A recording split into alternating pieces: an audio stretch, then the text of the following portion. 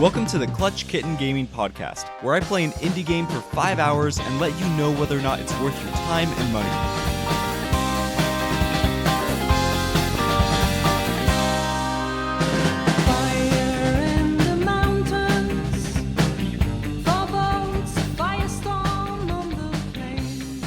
Hello and welcome everyone, this is James, also known as Clutch Kitten, and I am so glad that you're here for episode 58 of the show.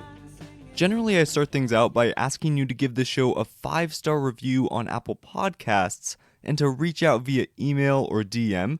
However, today I'm going to take an entirely different route. I want to encourage you to share the show with a friend. That is the most effective way to show support to the show, plus it's super easy to hit that share button. Like, it's more work for you to think of an excuse not to share it than it is to share the episode. I'll even stop talking for the 10 seconds it'll take.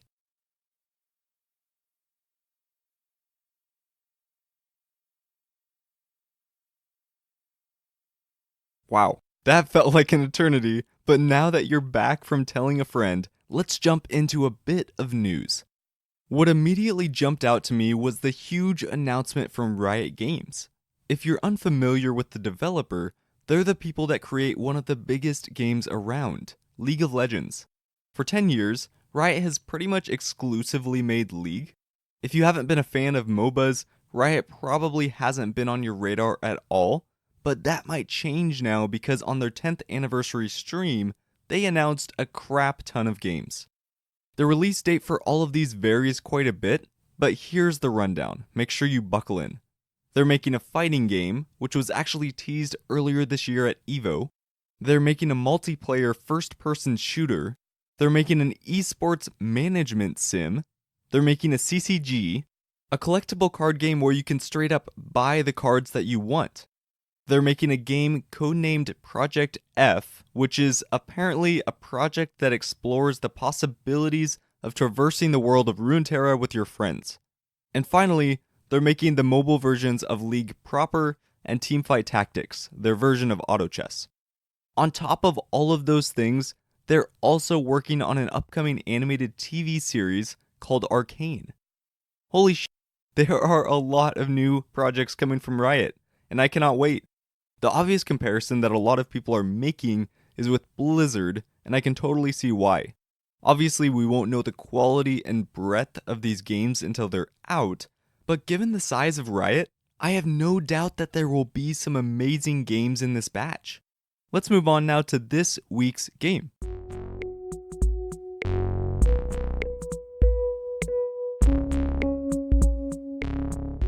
This week we're going to be talking about Untitled Goose Game, which is labeled as a slapstick stealth sandbox game, or a sloth box game.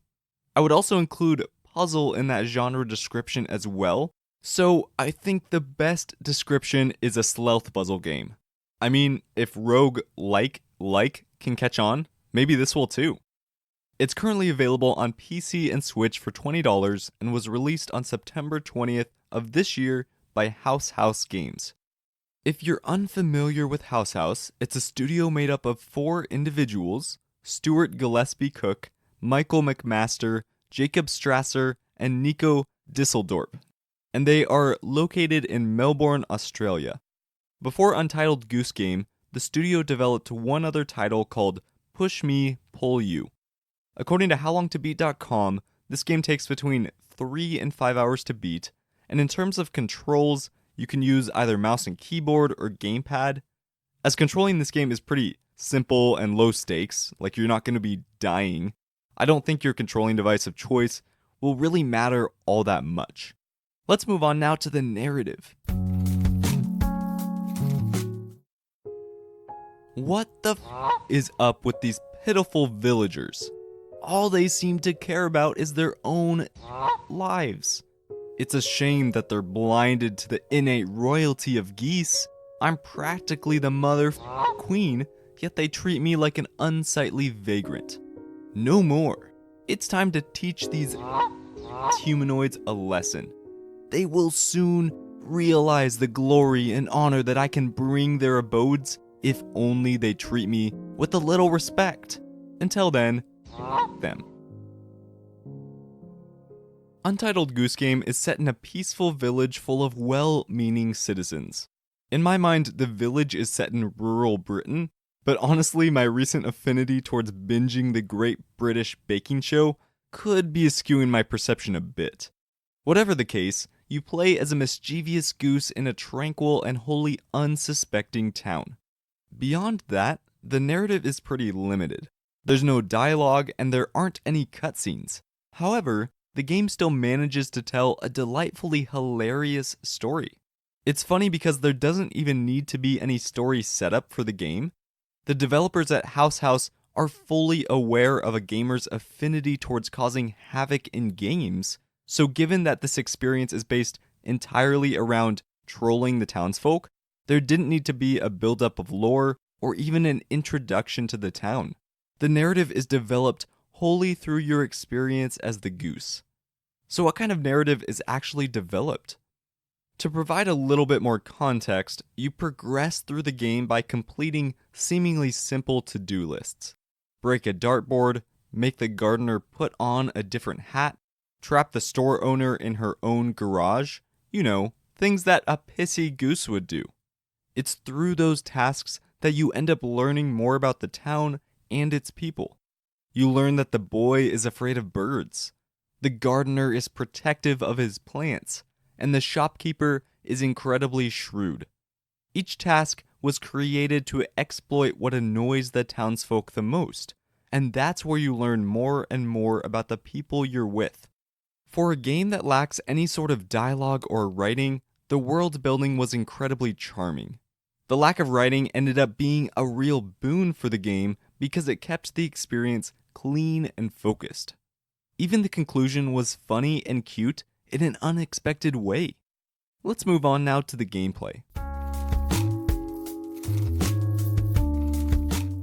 Like I mentioned earlier, the gameplay loop in Untitled Goose Game is quite simple. In each area of the map, you're given a to-do list. Once you complete nearly all of the items, a path unlocks to the next area. When it comes to the interactions you're able to have, all the important elements are covered.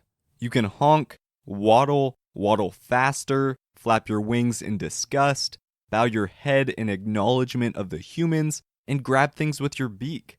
After you're given basic instructions on how to do those things, you're pretty much on your own. Portions of your to-do list are generally pretty easy to figure out, but especially as the game goes on, the listed items become more and more puzzling. How do you tip the bucket onto the burly man's head? How do you break the storekeeper's rake? And how the hell do you get the gardener to switch his hat? Since there isn't a whole lot more to talk about in terms of how the game works, let's evaluate the gameplay by touching on some strengths and weaknesses. The first strength is found in the beautiful simplicity of the game. You're not juggling stats, you don't need to learn complex combos, and you don't have 50 side quests in your backlog. All you have to do is complete that to-do list in a small, in-game space. The second strength is how clever many of the puzzles are. How do you get the boy to buy his toy back from the shopkeeper? Well, you have to steal the toy and then place it on the shelf of the store. That way, when the boy runs to grab it back, the storekeeper pretends like it's hers and makes him pay. It's puzzles like that which make you feel both clever and devious at the same time. The third strength, and what I believe is the most important, is the humor. You can't help but chuckle at how fun it is to be an absolute dick in this game. Part of what makes it so brilliant is the fact that you're playing a goose. If you were playing a child or another person, I think there would be some level of guilt in the destruction you were causing, but because you play a goose, it allows you to take on this persona of being completely unaware or ignorant of the chaos you're causing. That leads to some hilarious interactions. I wish I could end the section here, but there are a couple weaknesses that we need to discuss. First off, some of the puzzles are just too damn obscure. Maybe I don't pass the IQ threshold for playing this game, but there were usually one or two puzzles on each to-do list that were slightly too difficult. I'm guessing that if I wandered around enough, I probably would piece together their solutions, but most of the time I just looked up a walkthrough so I could move on. The key thing to note here is not that I'm anti-puzzles. There are plenty of games with brilliant puzzles that take some serious thinking, but in the case of Untitled Goose Game, the humor is much more important. Difficult items took me out of the flow and were more of a frustration than an enjoyment. The second main weakness of gameplay has to do with the NPC AI.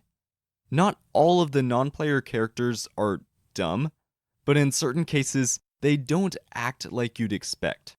For example, there's this old man in one of the later areas who's supposed to do 3 things on a rotation: play darts, play his harmonica, and play a yard game. The issue is that as you jack with his stuff, like if you take and hide his harmonica or stool, his rotation goes haywire. What made that particular issue frustrating was that you really just needed him to play darts in order to complete one of the tasks. Overall, this weakness didn't ruin the game, but it added a layer of jankiness that I could have done without. Now that we've discussed the narrative and gameplay, let's take a look at the art and sound design.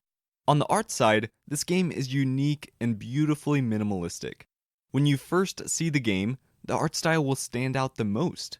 It's appealing, it's comfortable, and it fits the overall tone.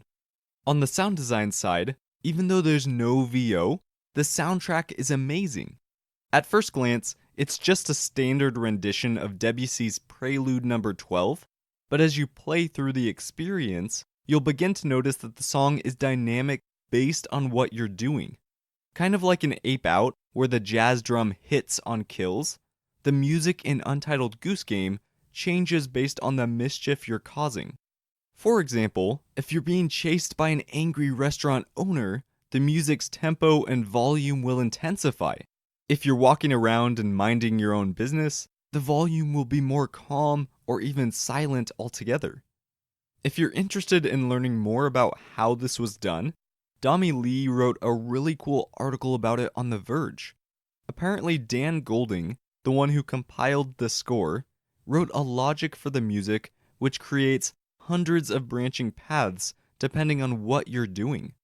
What this results in is a wholly unique musical experience for everyone who plays the game.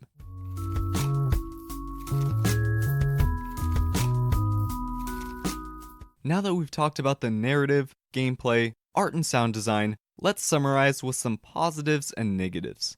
First off, on the positive side, House does a wonderful job of creating an unobtrusive narrative experience that never stops making you smile. Second, the design of many puzzles is absolutely charming. Third, the art is beautiful and the dynamic soundtrack elevates the gameplay exponentially. On the negative side, my only 2 complaints are related to the gameplay. First off, some puzzles are just a hair too puzzly for the experience.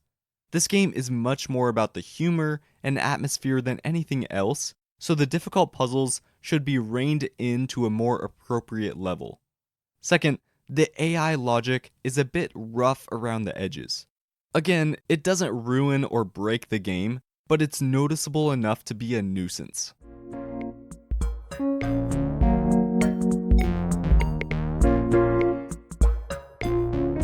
We've made it now to the final boss. This is the part of the podcast where I let you know whether you should slay the game and buy it, flee the game and avoid it, or farm up and wait for a sale. My verdict is to slay this game.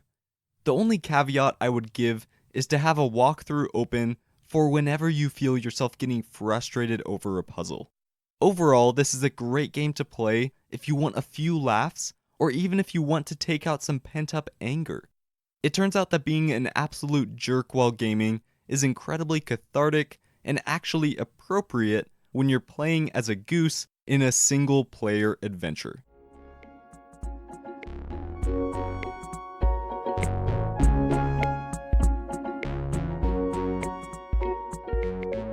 As always, thank you all so much for taking the time to listen in. If you enjoy the show, make sure you head over to Apple Podcasts to give it a 5-star review. And if you've done that already, thank you so much. I hope you have a lovely rest of your day, and I'll see you in game.